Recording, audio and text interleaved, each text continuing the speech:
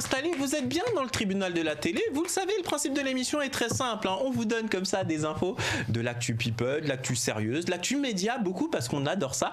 Et ce qu'il y a d'intéressant, c'est que vous, téléspectateurs, vous pouvez vraiment participer. De deux manières, c'est extrêmement simple. La première simple, c'est en commentant tout simplement ce que vous voyez dans notre émission, grâce au hashtag qui s'affiche actuellement en bas de l'écran, le tribunal de la télé.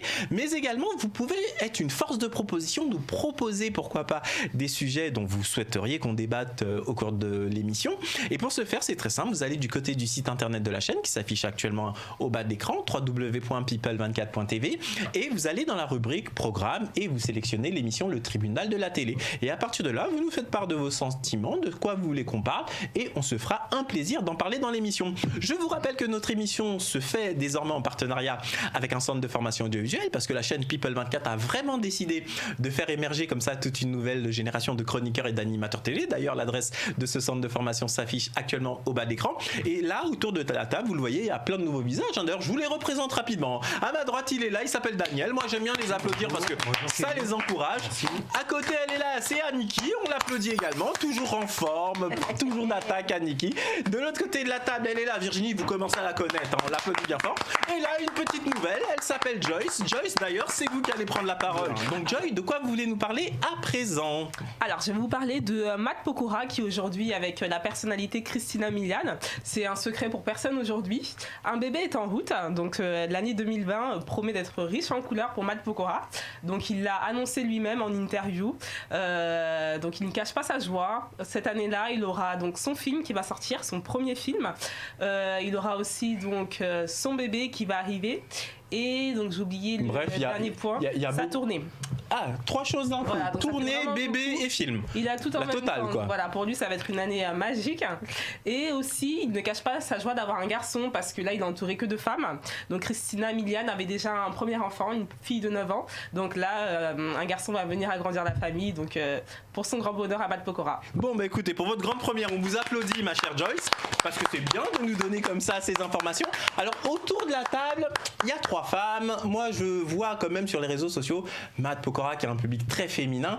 Il y a beaucoup qui étaient déçus quand il s'est mis en couple. Ils se sont dit ah là là, un cœur à prendre, ça y est, c'est fini. Mais là on le voit tellement heureux, tellement bien avec Christina Milian. Vous en pensez quoi, Aniki, de cette belle relation qui aboutit à un bébé? Donc c'était du sérieux, Pokora.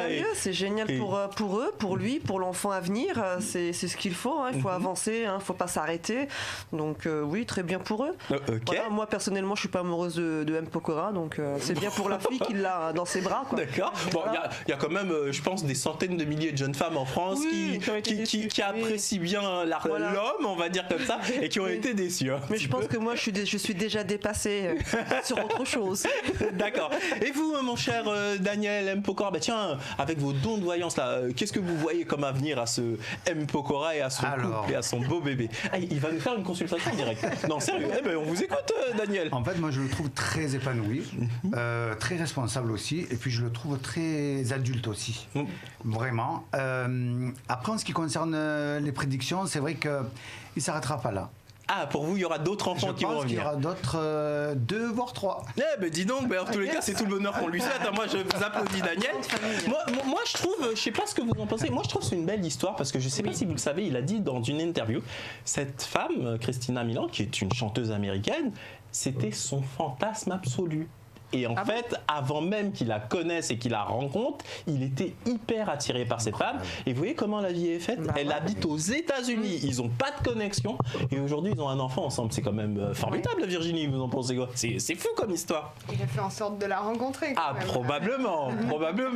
Mais c'est quand même fou de voir que c'était son fantasme absolu. Et... C'est comme Katie Holmes qui voulait absolument sortir avec Tom Cruise. Elle avait des posters de lui dans sa chambre. Je pense que c'est un peu la même chose. Il a profité de sa notoriété pour avoir la possibilité de la rencontrer. Il ou elle? Vous m'inquiétez là. Lui. Ah, pour vous, c'est... pardon, oui, parce que comme vous me parliez de Katie Holmes, je dis Tom Cruise qui propose la notoriété de Katie Holmes, j'allais me dire, je crois qu'il est beaucoup plus célèbre qu'elle, donc du coup, il y avait confusion. En tous les cas, merci de cette précision. On peut pas, nous. Si on kiffe sur une célébrité, mais qui sait, ça se trouve que d'ici quelques années, Virginie va devenir une superbe animatrice télé connue de tous les Français. Vous pourrez aller kiffer qui vous voulez et rentrer dans certains cercles. C'est tout le bonheur que je vous souhaite. Et vous, donc, comment dire, John, Joyce, par rapport à cette histoire. Qu'est-ce que vous en pensez? Le fait que c'était la personne avec qui il voulait être. Finalement, ils sont ensemble et ils ont des enfants. Ils ont un enfant. Le destin a très bien fait les choses. Vraiment, il a eu un coup de chance, Matt Pokora, parce qu'apparemment, Christina Milian est en déplacement sur Paris. Ils se sont rencontrés dans un restaurant. Donc vraiment, le coup de chance. Ah oui, donc contrairement à ce que avec Niki on était en préparé, c'était pas créé, c'était vraiment le hasard. C'est vraiment le hasard. Donc ça rend l'histoire encore plus belle, je trouve. Voilà, c'est ça. Donc c'est vraiment une belle histoire. C'est fou. Ils sont vraiment assortis. Personnellement, je trouve qu'ils vont super bien ensemble. Il est beau, elle est belle, donc ils vont faire des beaux petits enfants. Donc eh ben voilà, ça sera là la conclusion. Ça me suffit. Ça me suffit largement. Quoi qu'il en soit, nous on leur souhaite longue vie. Immédiatement, c'est un petit jingle et on continue. Vous êtes bien dans le tribunal de la télé.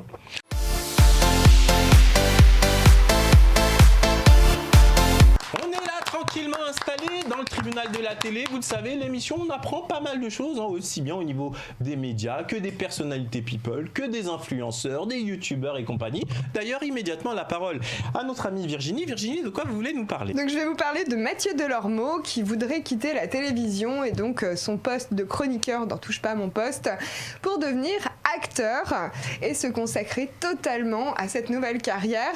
Donc Cyril Hanouna, lui, pense qu'il va revenir très vite à la télévision. Mais moi, je me pose une question. Peut-on passer aussi facilement d'un rôle de présentateur, d'animateur, chroniqueur à un rôle d'acteur alors qu'il y a des gens qui font des années d'études en fait pour arriver à cette possibilité?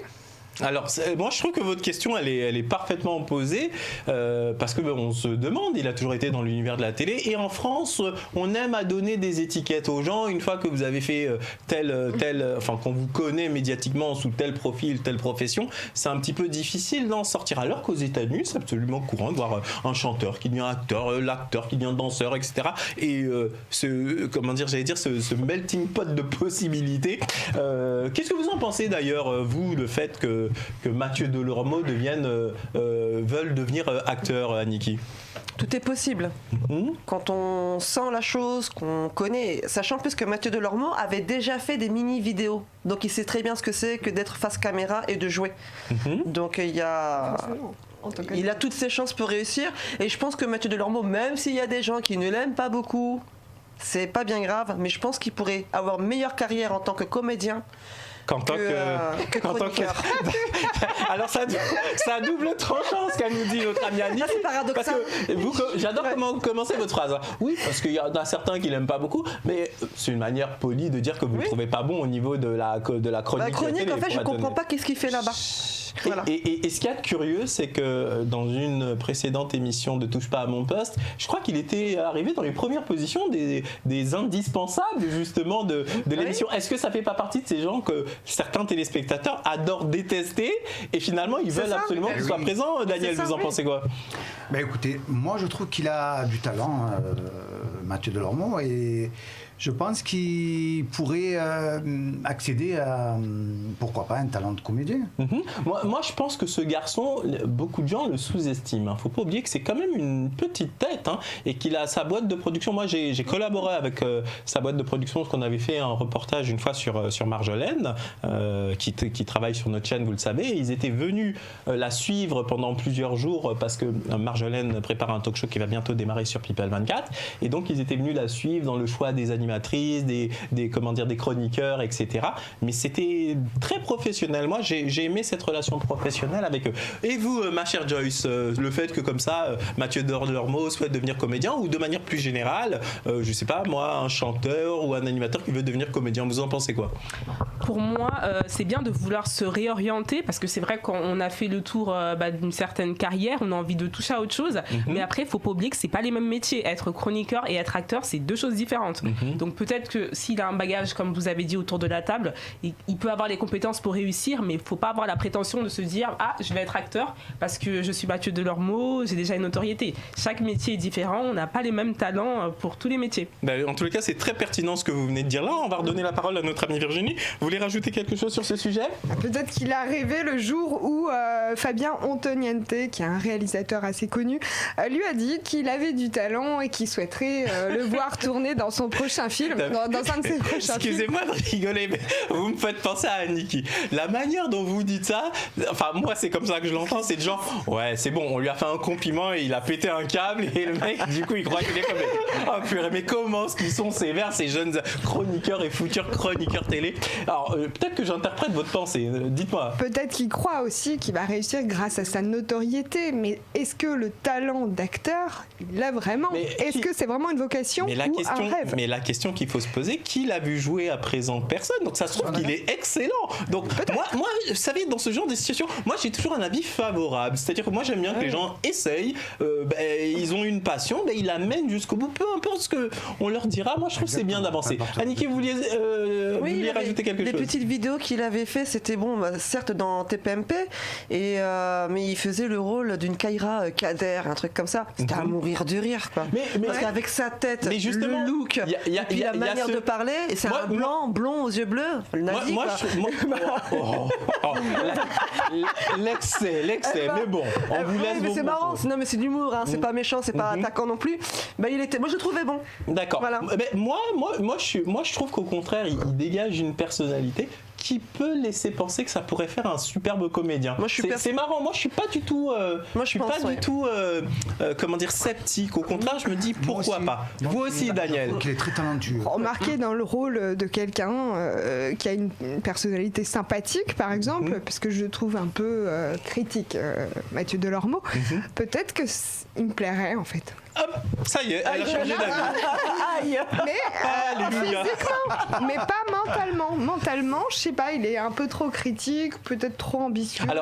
Alors voilà, là par contre, je vous rejoins. Moi, vous voyez, moi j'aime bien la bienveillance et vous voyez, ces métiers artistiques sont tellement difficiles parce que vous êtes sous le regard des autres. Sur Internet, vous vous faites incendier, etc. Moi, vous savez, j'ai une philosophie par rapport à ça. Je regarde même pas, je m'en fous. Critiquer, machin. Ça rentre là, ça sort là. Moi, en attendant, je vis ma vie et je me préoccupe pas de la vie des autres, etc. Et par contre, ça, effectivement, je trouve que des fois, certaines positions qu'il prend peut être assez cassantes, je trouve, vis-à-vis des... Par exemple, je sais pas, moi, un film qui va sortir au cinéma, même si on n'aime pas le film, vous savez combien de temps il faut pour faire un film? Il faut 2, 3, 4, 5 ans, des fois, de préparation. Et vous avez quelqu'un qui est là, en moins de 2, qui vous casse le truc. Il est pédant. Voilà, moi, c'est cet aspect-là qui me gêne un petit peu. Mais écoutez, en tous les cas, je vous applaudis d'avoir mis ce sujet sur la table. Et malheureusement, les amis, l'émission est déjà terminée.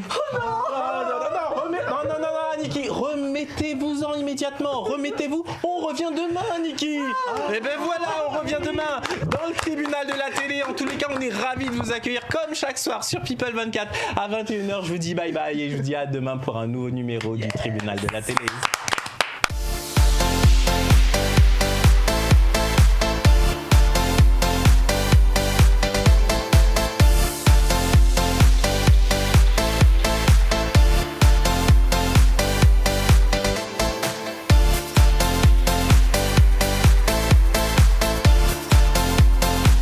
Le tribunal de la télé avec la masterclass VGS Télévision, la formation audiovisuelle pour bosser à la télé.